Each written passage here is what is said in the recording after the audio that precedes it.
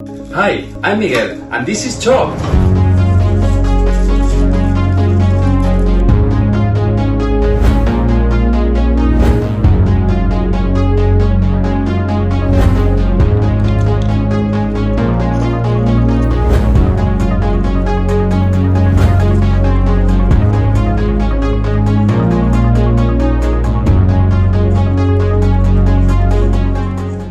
The robot has 12 degrees of freedom, that means there are 3 motors per leg.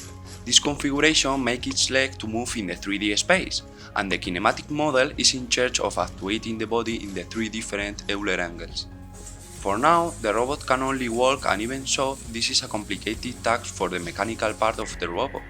But personally, the study of the maths related with the new platform is where the project turns really interesting, as this new platform is a very new technology, but it will allow us to work together with machines and open new fields of knowledge and development inside the robotic industry.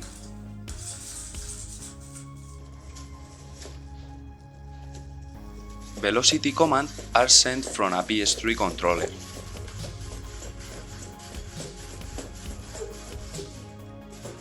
Angular velocity is separated from linear velocity, so it can walk in a straight line in any direction and turn in place.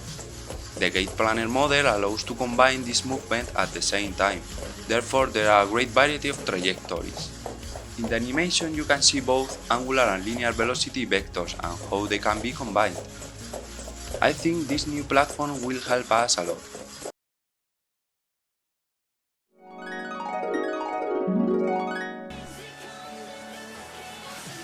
Hey man, you have any beer? Yeah, of course. Chop, can you bring us a beer? Oh,